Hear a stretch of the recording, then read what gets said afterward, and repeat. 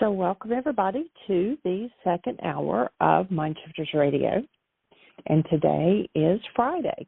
It's January the 21st, 2022.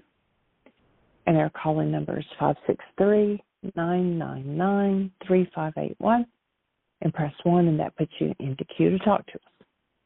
We love to hear your comments and questions because it makes this your show.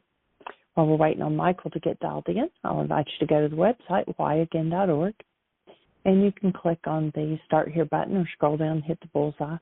They take you to the same place, and it's where you'll find a lot of information to get started if you're not real familiar with the work. You'll find where you can download the app. There's just all kinds of information. If you find a link by chance that isn't working, please let me know.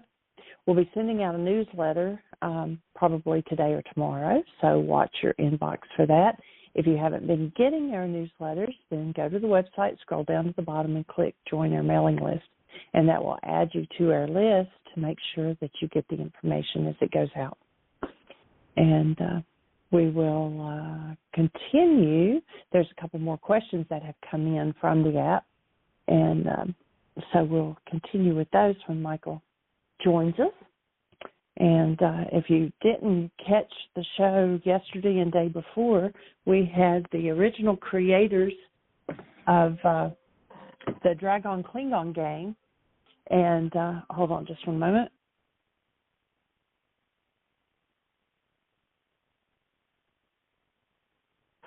My apologies. Just making sure Michael had his connection okay and was getting on. But we had Danielle and J.J. Lyman, and they were the original creators of the Dragon Klingon game. They did it paper version, of course, years ago when they were living at Heartland, and they were taking the work to children. And so we've created that part of the app. You can also download it, though, from the website in paper form and work it out. Also, if you're not familiar with it, when you go to the website and you click on the Reality Management Wake-Up Sheets, there's many versions of it, starting back, with practically the very first one. It's got the version that's actually in the book, Why Is This Happening to Me Again? And there's a couple of samples that are already filled out, so you can use those as guidelines. Then there's also MP3s of radio shows where we've walked somebody through step by step doing the wake-up sheet. Now, this past week on Monday, actually starting last Friday and then Monday, Tuesday, we went through the first two forgiveness worksheets that are in the app. Then we had Daniel and JJ with us on Wednesday. Thursday, we went through the Dragon Klingon game step by step. And so we've completed those, and so you can go back and listen to the second hour of the radio show and catch those. And if you need instructions, I'm actually planning on taking all of those shows and putting them together as one group so that people can actually go back and listen to step-by-step of the worksheets. And then we'll also, another thing that's on my to-do list I haven't done yet is to take the week of the Beatitude discussions that we had with Mark and put those together as a special grouping. So, I'll let you know when I get those out on the website. And I'm going to welcome Michael. And like I said, we do have one question left over from the app that we haven't answered yet. But otherwise, nobody has a hand up, so go for it. Awesome. Thank you, dear heart. And welcome, everybody. Honored and delighted that you're here to be part of this awesome conversation.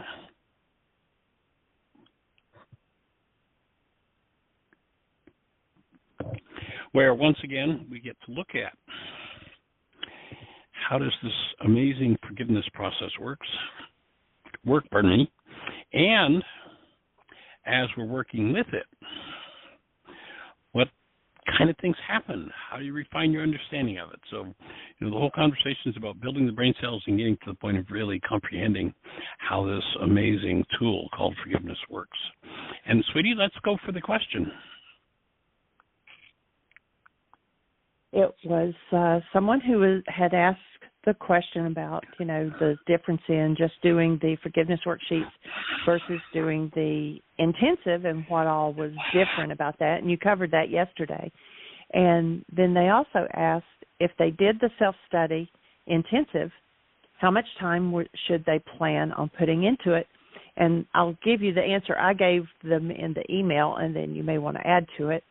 I said, well, you're going to receive links for 90 hours of lessons, and we covered those in 17 weeks. That equals about 5 hours a week. And then, of course, you're going to have your own personal process time doing your own worksheets and things like that. I said, but, it's self-study. You can do it at your pace. If you take a year, that equals out to about 2 hours a week, and, you can stretch it out to even longer. It's up to you how much time you devote to your self-study. And so I don't know if you want to add more to that. Sure, I have some thoughts on that.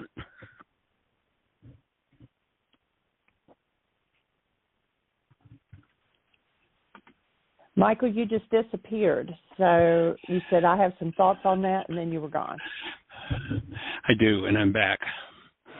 So the 90 hours of video that people receive as part of that program is simply the work that we did with the participants each week. And that really doesn't count the suggestion that people do their work during that process. So, once somebody opens to the deeper level of this work, we're talking about a lifetime of work. I look at it, I look at 50 years of developing this work, and all the times there have been openings and shifts and changes for me personally, and I'll offer that literally the most important work that I've done has been in the last 2 years. And so I would say that anyone who chooses to get on the path of doing their work is going to plan to spend a lifetime doing it. And it's an ongoing process. I would suggest that, one of the things we suggest to people when they do, let's say, the Why Is This Happening to Me Again workshop, is that for at least the first 40 days, they do 5 worksheets a day. And the reason for that is because and to make a commitment to that, because when you start to open, the veil of the temple, as we've spoken of, the whole process is about opening that barrier between the subconscious and the unconscious.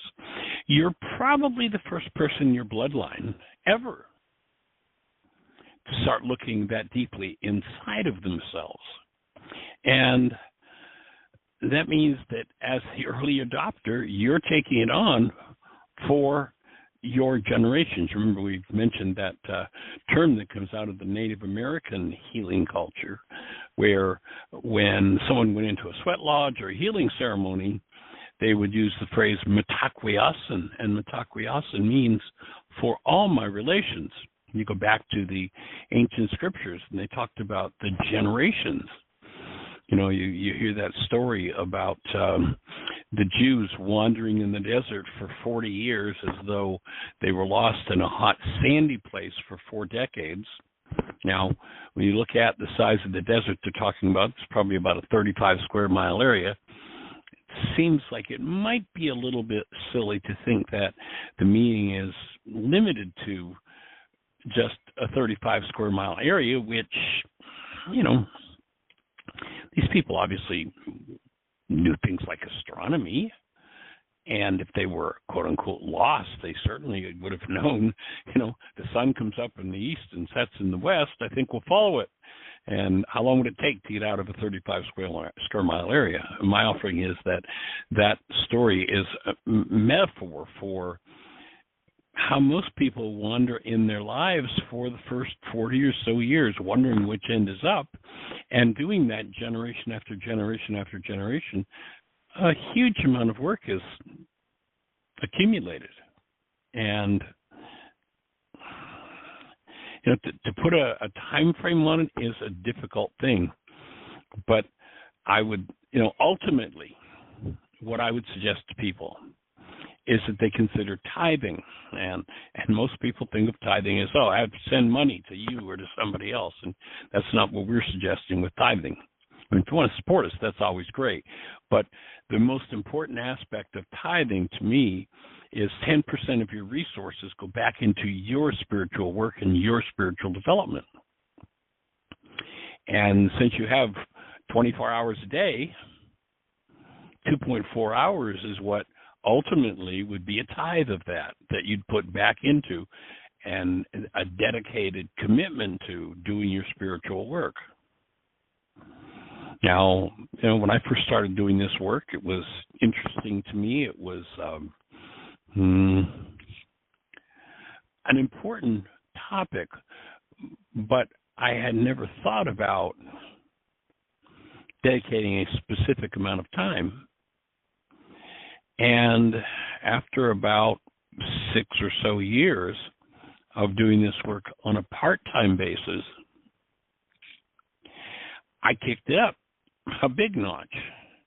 I quit the business world, where I had three businesses and about 60 employees. I walked away from that, went back to school, and entered into teaching this work on a full-time basis.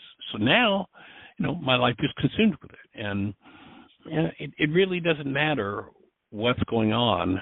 I'm always engaged in how do we, one, take on the next level or the next layer of what it is that we need to do. You'll remember that, again, go back to that story of the Jews wandering in the desert for 40 years, wandering unconsciously. What did they say had to happen to move out of the desert, which I would offer is nothing more than creating your life unconsciously, into what was called the Promised Land, which is simply conscious co-creation? What did they say? How do you get out? How do you get to that next level? Well, what they said in that story, if you read it, is that the old generation had to die off. Now, that didn't mean everybody in old physical bodies had to physically die. The root of the word generation is genari. It means cause. All of the causes held within the genes, within the mind of the generations, has to be cleaned up. Cleaned up of its hostility, its fear, its rage, its guilt, its sadness, its pain, its trauma, and its trauma. And you look, how much time, Jeannie, we spend, how much process work we do individually and together. And, it's when you realize that it is the question of the ages. I mean, literally, people have searched for this level of understanding forever. And few have ever reached that understanding. And my offering is because few have the tools to understand it. And so what the dedication has been for me is, how do we take these tools and put them into a form? Now, there are a number of different tools that we present in that self-study intensive on codependence to interdependence communication. And as we present a tool, the invitation is to take it, practice it, put it to work. Start cleaning up the generational patterns. I look back in my own process over the last 50 years, and so many times when layers and levels of things started to move, and I had no idea what was going on. And I thank the fact that I was committed, and I was committed partly by choice, but partly because the universe kind of pushed me in the direction of doing this work. I am so grateful that that's where I was pushed. It's a totally individual process. And I would offer that the ideal would be to tithe of your time to yourself in your own spiritual work. Now, you can take the whole acronym TIME, T-I-M-E. Time, there's the 2.4 hours a day. Intelligence, Oftentimes people say, well, what does that teacher say? That's not what this work is about. The idea is for you to be committed to your process using your original intelligence, not somebody else's, to develop your connection to source directly. So intelligence, money, yes, ultimately 10% of whatever comes into your hands financially you dedicate toward your spiritual work. And then energy, TIME. People will start looking at what somebody else does or what somebody else says and follow their lead and, kind of like straggle behind. And that's not the idea here, that you take your original energy, you take your prime and most precious energy. Not, I work for money and I put in 18 hours a day, so I maybe have 10 minutes left over at the end of the day, or, I go home and I fall in bed and I go to sleep, and it's, I call it meditation time. That's part of doing your work, the meditation, but falling asleep out of a stupor because you've worked so hard is not, dedicating time to your own spiritual process. So your own original intelligent energy dedicated to understanding these principles and going where perhaps, few or none of the philosophers have ever gone. So that would be my take on how much time to put into it. What are you worth? What value is your state of being? The first question we ask in the Why Is This Happening to Me Again workshop is, how many have ever held a newborn child? And think about the presence of love that newborn is. In fact, as you hold the newborn, you'll notice that the newborn is not loving you, but that the newborn is love. And my offering there is that each of us started out in exactly the same way as the active presence of love, which means logically that you are designed to be in the experience of the active presence of love 24/7, 365. If you're not there, there's a reason. If you're not experiencing literally the physiological presence of love and the delight and the joy that follows from that, then there's work to be done. So you can kind of, gauge it. Out of a 24-hour day, how much of a 24-hour day do you live physiologically connected to active present love? Now, over the years, I can't begin to count how many people, when I speak about love, come up to me privately afterward and say, I don't even know what you're talking about. I mean, it's what we are. It's what we're designed to live as. And for someone who doesn't know what I'm talking about when I say living in and as the active presence of love, there's a huge amount of work to be done. And, the reason this show has continued for the last, going on 11 years, in just a couple of weeks, we'll be in our 11th year, because we're committed to holding the space for the actual work of this man, Yeshua, to be available to every mind, heart, and being on the planet. Going to church and being told, well, there's nothing you can do, you're just a sinner, quote unquote, is not doing one's spiritual work. Now, if you look at that word sin in Aramaic, it's an archery term. It simply means that if you fired at the bullseye and you missed, you were off the mark. It is sin. And in human terms, if we engage in energetic patterns that take us out of the presence of love, whatever those patterns are that cover up the presence of love in us, it's sin. How much of your life, how much of the habit mind, how much of the generational influence in your life has been out of those states that are less than love? There's work to be done. Jeannie and I watched a film the other night. It was extremely powerful. It was called, was it Mudbound, Jeannie? Yeah, Mudbound. It's on Netflix. And, these people move to a farm. A woman marries this man, and he decides they're going to move to a farm at southern Alabama or southern somewhere. And, basically it's just a plot of mud.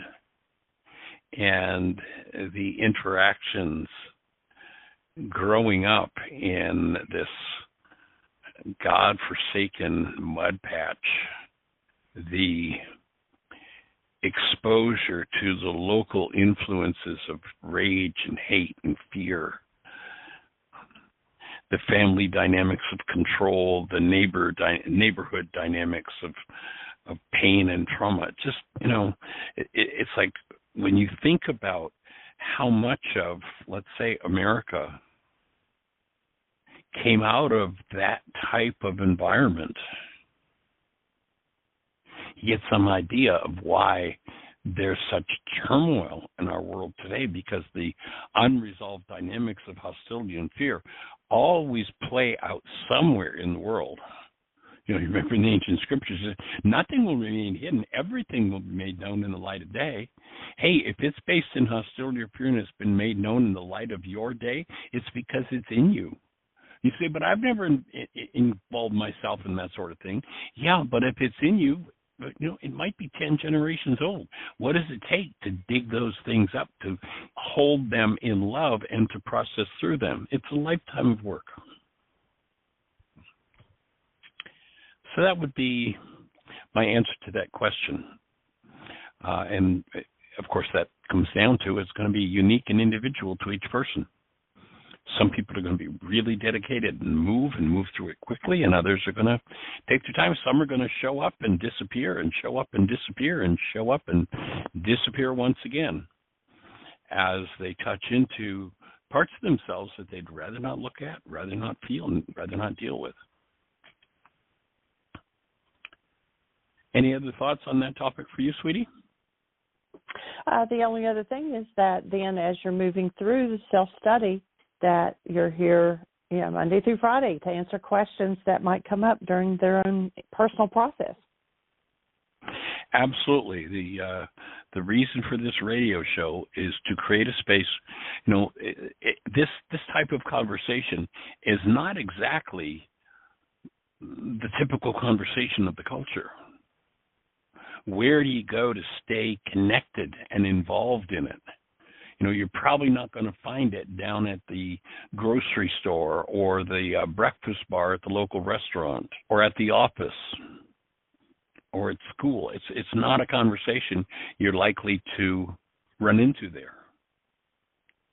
And this show was designed so that any individual who wants a connection to this type of work, who wants support in doing this type of work, has a place to go on a regular basis and can do it anytime, night or day, 24/7, 365. There are thousands of hours of archives for this show. And you can go to why is this happening to me again?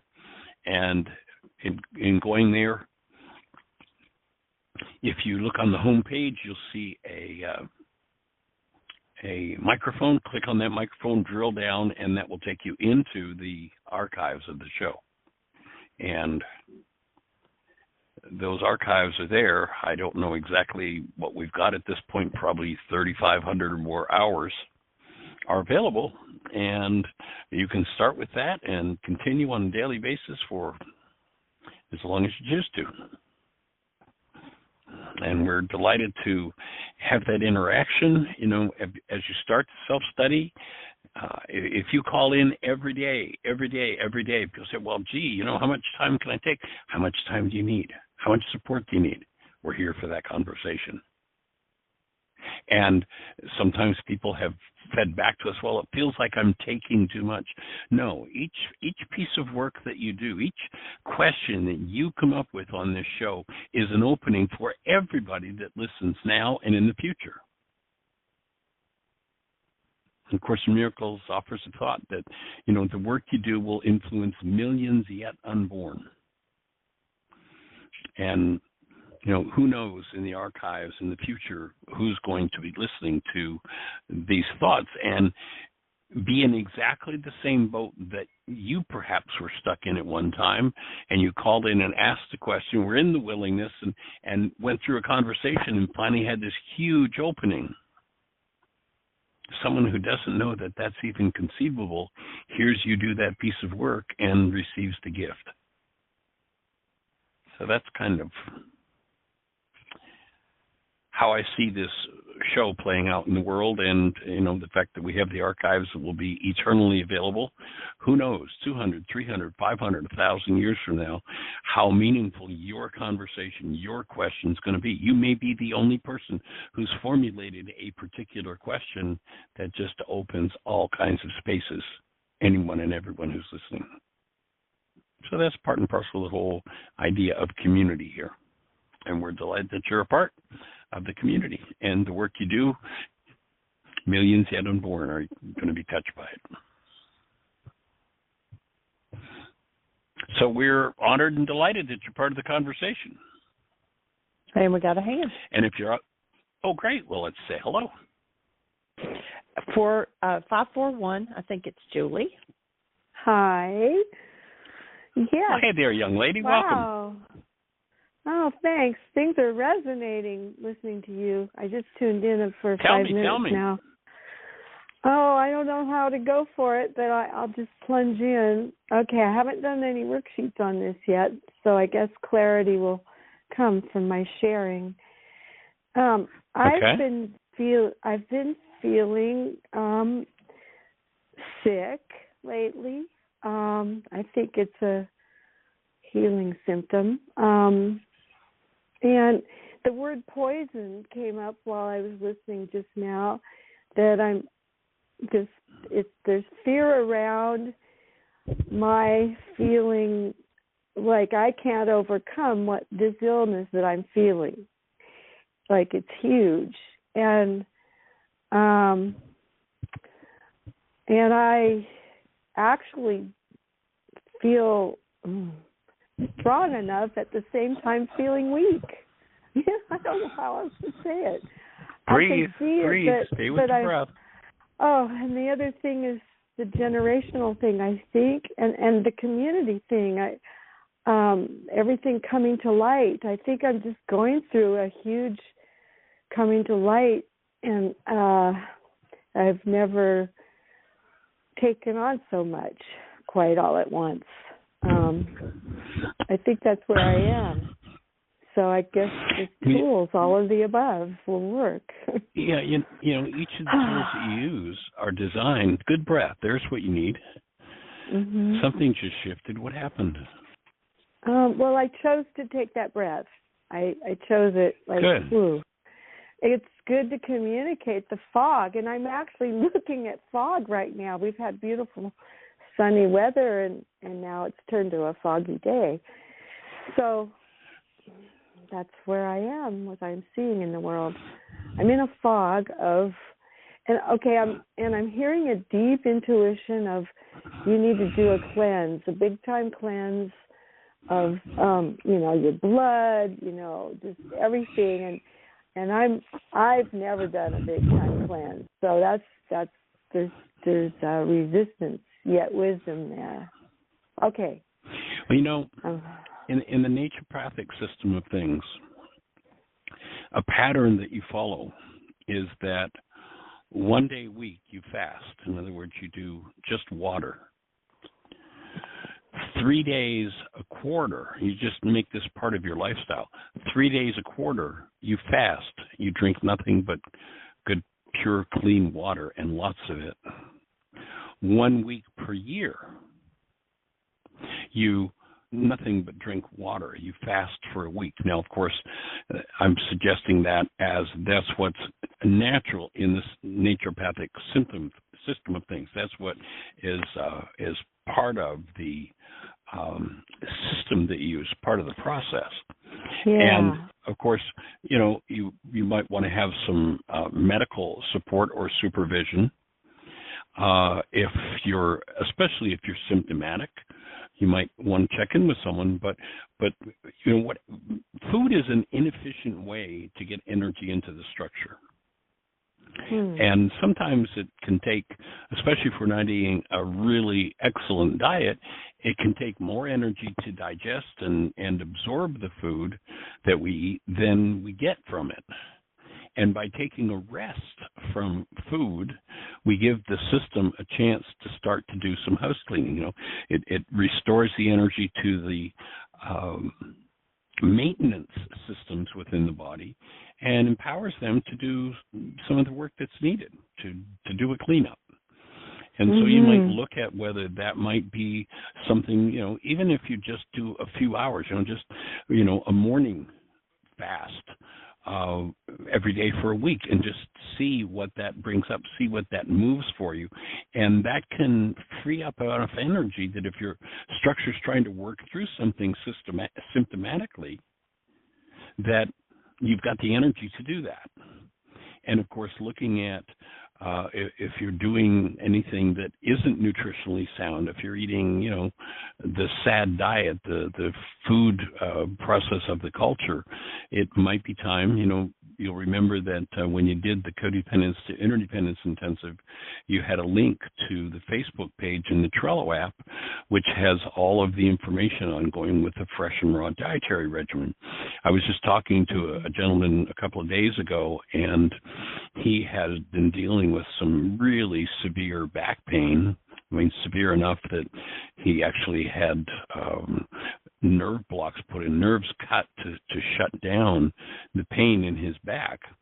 And that's been going on for years. He actually got involved in using the Avicin, and for the first time in 3 or 4 years, he felt free enough of pain to get in his car and make the drive from where he lived in Arizona to California to see his mother, who was in her 90s. And just recently he contacted me. He said, I need to do something. I need to go to the next level. And he realized that, he was kind of cheating on his dietary regimen, and that that was the next project he needed to take on in order to get to dealing with the symptoms his body were reflecting to him. Right. That's it, Michael. And worksheets on, trying to blame it on something outside of myself. For example, I've had this back pain too, and I know it's connected to rage. I've heard that. I know conceptually that. And so, right. And then this feeling of being poisoned, like even by the water that's in our area. I'm having to work really hard. I have some good water on hand, so I'm good. I'm storing it in bottles, and I've got it. So I think that water cleanse is an easy first step, along with worksheets on my feeling poisoned and my anger about that. Well, and remember that when my mind says I have anger about that, whatever that is, my mind's lying to me. I don't have anger because this or that or the next or the other or the next thing happened in the world or in my life or in my body. I have anger because there's anger in my body, and that's going to reflect in my structure as symptoms. So when I take the I'm angry at out of the equation, just realize I have anger, then anger will poison the structure. It is a toxin. Wow.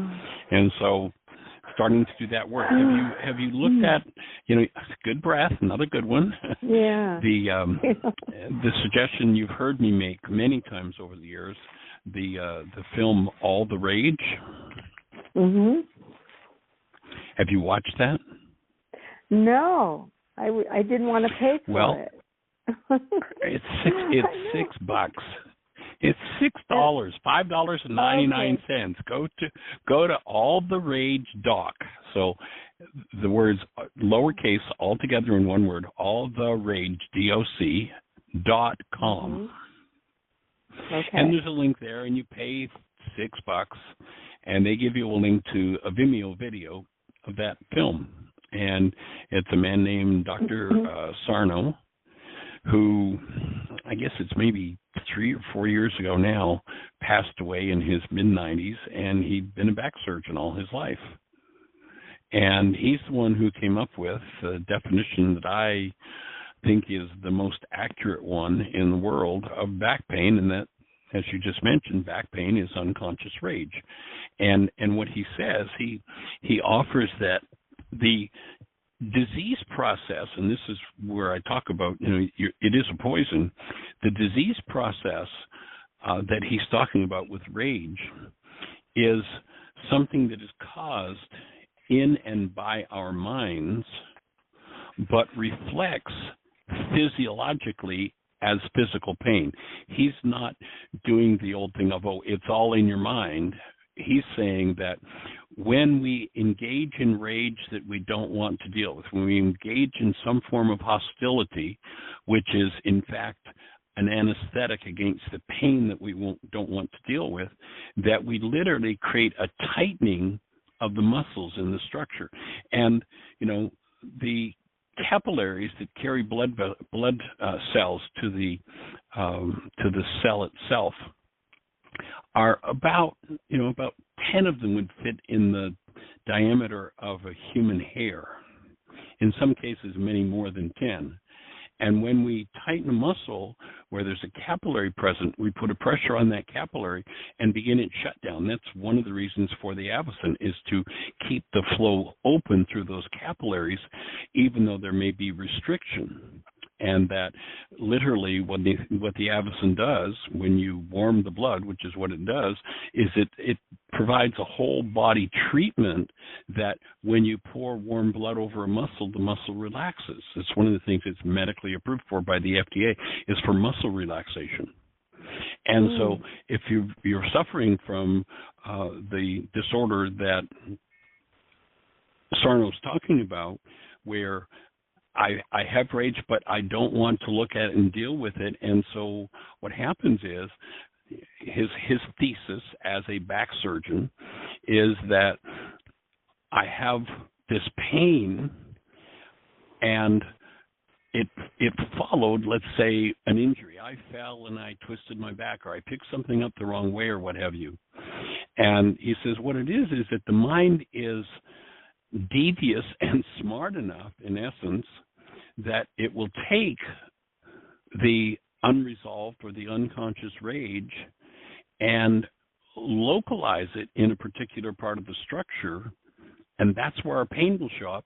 What he says is that a restriction of just 5% of oxygen flow to a cell means that cell is in excruciating pain. Well, you can imagine it doesn't take much tension, and he calls it tension mitosis syndrome. It doesn't take much tension muscle to reduce blood flow in that small a blood vessel by just 5%. And tissues in excruciating, it is physical pain caused by a physical cause, but the physical cause comes from the mind, is his thesis. And so I'd support you and anyone who's listening, if there's any kind of pain you're dealing with in your life. He specifically focuses on the back because he was a back surgeon, but he extends it out to pain throughout the whole structure. For $6, go to alltheragedoc.com. It's like as in all the rage doctor, alltheragedoc.com. It's $6. It might be the best $6 you've ever spent. Can I ask you a question? Please. Is that something that I don't know how long that movie is or anything, but can I keep watching it and rewatch it and just do it at my own timing, or do I have to sit and watch it all at once? It's like a 72-hour streaming period. Okay. And I don't know whether you can buy it from that website or not, or whether you can just rent it. I don't recall. It's been quite a while since I've used that site. Well, I think the time has come, and I sure would like to have a copy too. But I'll just at least immerse myself in it once in a 72 period. I can do that and see what opens up.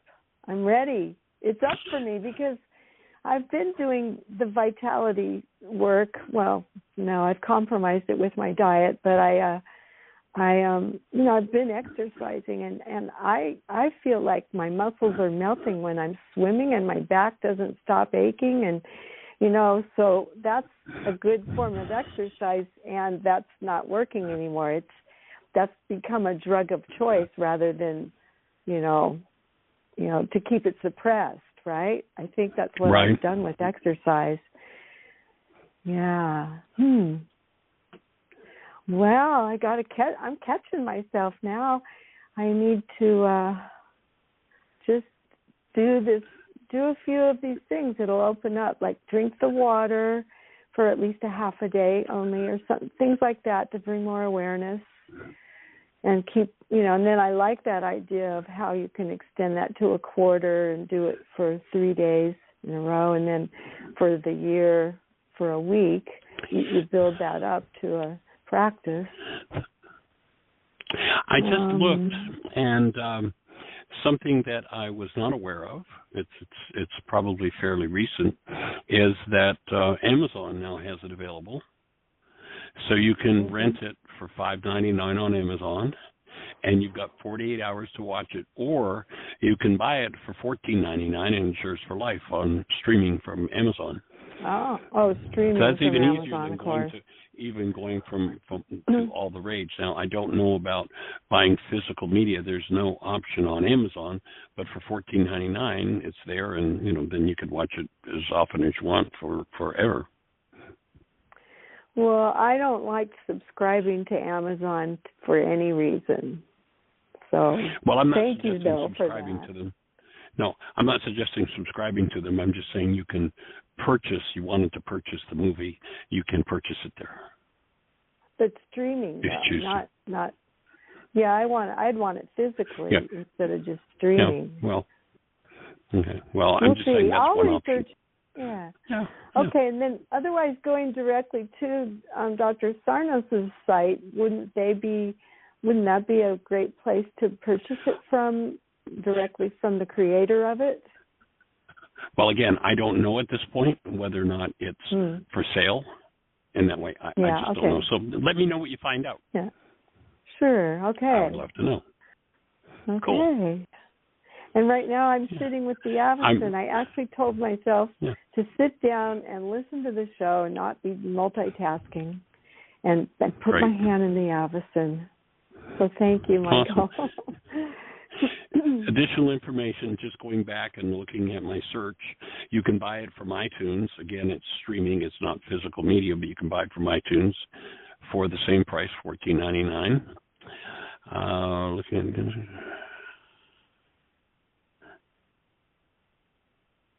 Looking at, I haven't seen it in physical media, so I don't know whether or not. Maybe used kind of a thing. I'll see what I can find. Yeah. Huh. Let me a know. DVD, an actual physical DVD. Is that what you mean by physical media? Yeah, that's physical media, and I don't see a place on All the Rage doc where the physical media is for sale. That doesn't mean it isn't there, but I don't see it there. Well, this is where, for me, I have to be honest in saying that this is where my rubber is meeting the road, the road that I've got in front of me that I've also created. But and so, and things big come up for me when I reopen my commitment to my purpose, which in the last few days, I forget which day this week, we talked to the people who helped create Dragon and Klingon, or actually did, but of course Jeannie has put it into the Forgiveness app. The creator you are. And so my step up is like, well, I need to utilize some of this aptness in the world and see what I can bring in the forgiveness realm to others also, because in my heart of hearts, I truly know that that's my work here for myself first, and that's why this is coming up now for me as I strengthen my commitment. Pardon? Right. We've been having this conversation about you creating a forgiveness musical for about 5 or 6 years now. So you have my support on that. And I did find that you can go to just straight to Vimeo and you can rent the film as $4.99. It's not $5.99, or you can also buy it there for $15. But again, it's a streaming from Vimeo. It's not a physical media. So Michael, here's one more fear. Can I just state it for now? Because I don't understand 5G, 6G, 7, and 8G. And, and so all this streaming, and is it a necessity or is it an electronic web, and we're full of satellites and power mongers, sociopathic billionaires. Okay, that's enough of a dump. I'm sorry. Well, of course, once again, I can say that I have rage about all of those things. And, there are a lot of crazy things going on in the world. When I hear the conversation about, 5G, there's a whole conspiracy, the frequency is going to kill you. Well, okay, let's assume maybe that's true. So am I going to change it? I'm not going to change it. Could I become a dedicated, enthusiastic warrior for getting rid of 5G? I could if that were my purpose. It's not my purpose. So here's what I choose to do with it. I know that I'm a creator. And so, the place we live in, there's a tower that I can look out the bedroom window and see from our window. It's about maybe a quarter of a mile away, but there's the tower. And I could go, that's going to kill me. And there are lots of people out there telling us that's what it's doing. Or I could say, and so what I'm going to do as a creator is learn to interact with that energetic signal, adapt my energy field to it, consciously, purposely. Now, adaptation to trauma and toxicity is part of how life steps up its game and becomes more capable. And so I can resist that and pretend I'm a victim of that, or I can choose to adapt myself to that and energetically say, so if that energy is present and it's toxic and there's, at this point, nothing I either choose or can do about it, then I'm going to choose to welcome it in, stand as a space of connected love, learn to transmute it, and have it feed me rather than destroy me. Wow. If you listen to the people who are researching in the medical field, superbugs.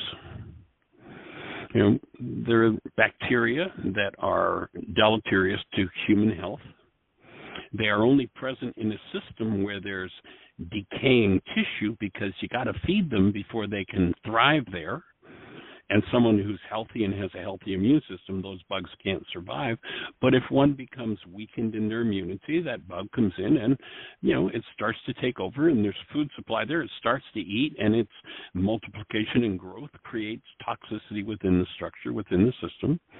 Now, we have a particular kind of toxin that we use. It's called an antibiotic.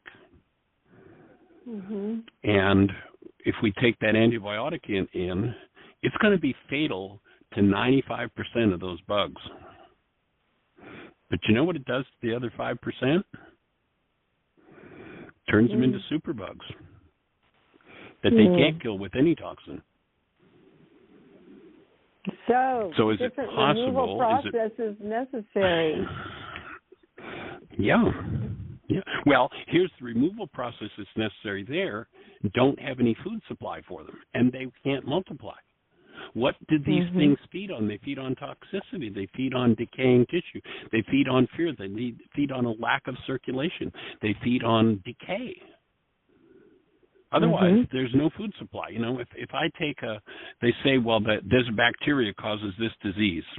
Well, let's imagine, and you've probably heard me use this example before. I have a 1-acre field out here in front of my house, and it's 98.6 degrees, ideal body temperature. And I go and I rope off a square foot of that acre way off over there in the left corner of the field, the farthest corner away from me. And then over here on the right corner, I rope off another square foot on the closest corner to me. And I take a dead rabbit and I put it out in the field. 98.6 degrees, food supply. Now, I've measured the bacteria and the viruses in that far corner, the creepy crawly things, the ants, the bugs, the buzzards, and on this corner close to me, and I choose which, tell me, which corner should I put it, the one that's close to me or the one that's far away, the dead rabbit? Where should I put it? Well, I think the farthest away. Okay, so I'll put it the farthest away, and I'm going to leave it there for 3 days, and then I'm going to go back and I'm going to do a count. I'm going to go to each corner that I've already measured, the bacteria, the viruses, the bugs, the creepy crawly things, the buzzards. On one of those square foot places, there's going to be a tremendous increase in the presence of bacteria, viruses, bugs, and buzzards. 100% of the time, which one is going to have that increased count? The one with the dead rabbit and all the bugs. It's going to be the one with the dead rabbit. If you feed them, they will come. The bugs don't cause the decay or the problem in the structure. The disease processes in the structure feed the bugs. So if there's some sort of a toxic, Jeannie and I recently went through COVID. We are still receiving gifts from COVID. COVID was an upgrade. I can see very clearly. I thank God I have the brain cells to understand, to look at a picture and understand what's going on with it. And what I saw happen when COVID entered my form is that it tweaked my immune system and it vitalized my immune system, and things that I had been working on that, on a personal level, my own personal work that I'd not worked through, small symptomatic things and such, cleared out of my body as a result of having COVID. So for me, it was an upgrade. For me, it was a strengthener, and I'm still seeing positive effects from it now about 3 weeks later. If you talk to Jeannie, I think you'll find exactly the same thing. We engaged with that thing purposely, not purposely in that we ran out and said to somebody, here, cough in my face. But once we realized it was there, we engaged in it consciously and utilized all the tools that we have. And for me, it was an upgrade.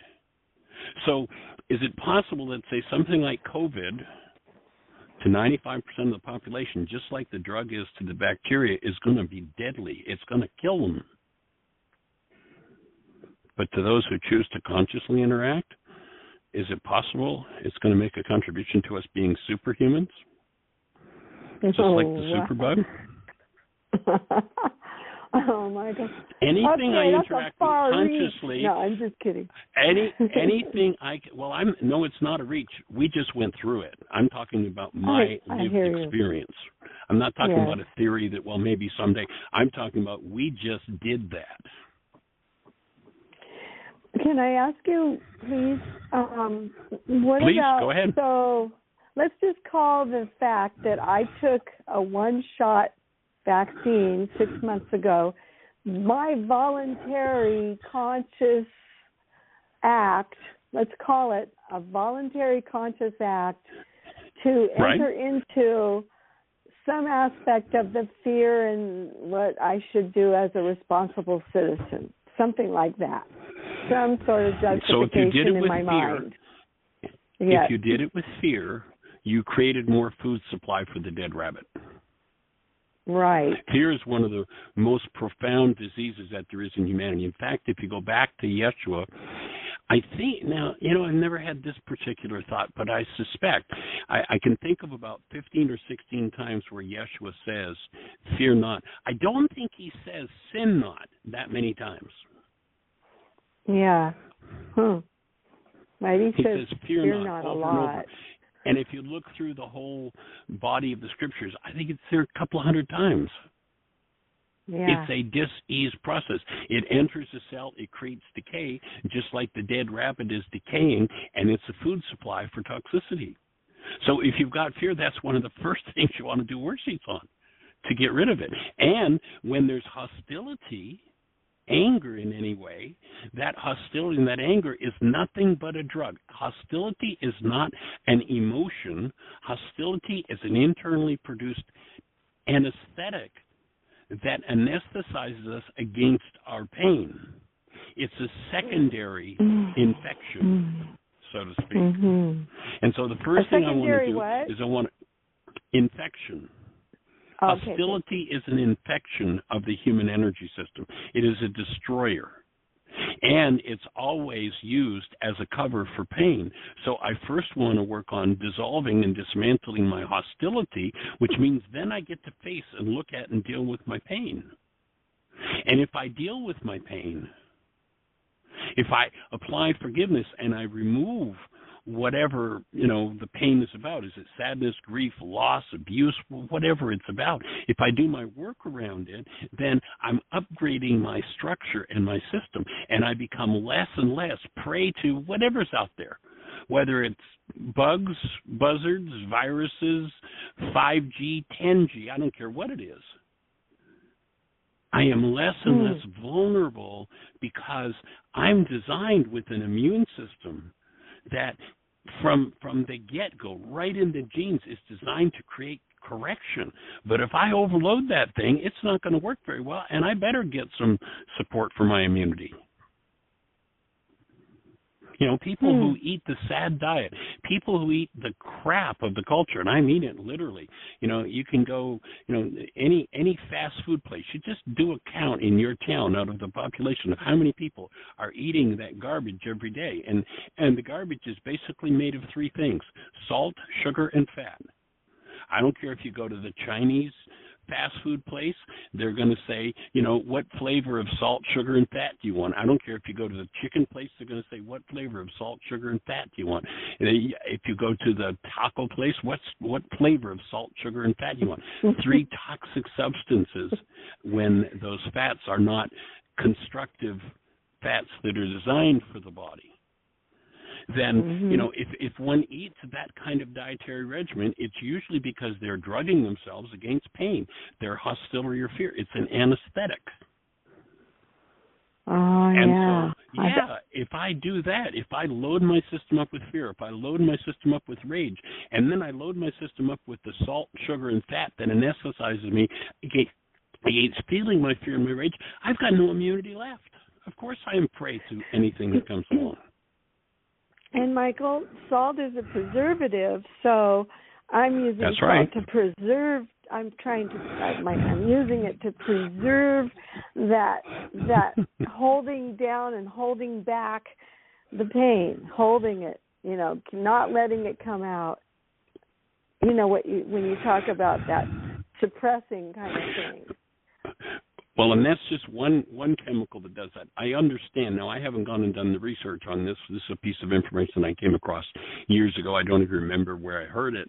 But my understanding is that today they use much less formaldehyde and such when preserving a dead body for burial than they used to have to, because of the chemicals that we take in the culture.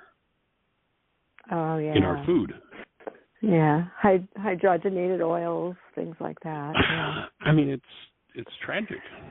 How weird. There's a really interesting video that we're down to the last minute, so I'm just going to throw this piece of information out. We're going to have to close, and we can certainly continue tomorrow. But there's an interesting video on YouTube. It's a freebie done by University of California Medical School, and it's called Foodgate. Watch Foodgate and have your mind blown. So just search in YouTube for Foodgate. It's powerful and very insightful and really puts it on the line and shows how the culture's been scammed for billions of dollars by the food industry and how huge an industry and how much power it does have. So that might be something for everybody to take a look at. And I've really enjoyed the conversation, and maybe tomorrow we can pick it up from there if there's more to explore. Does that work for you? Monday. The phone's going to cut us off. Michael, on Monday. That's right. Monday. Today's Friday, right. All right, phone's going to cut us off. Thank you. Have a blessed one, everybody. Okay, appreciate you. Blessings. Bye-bye.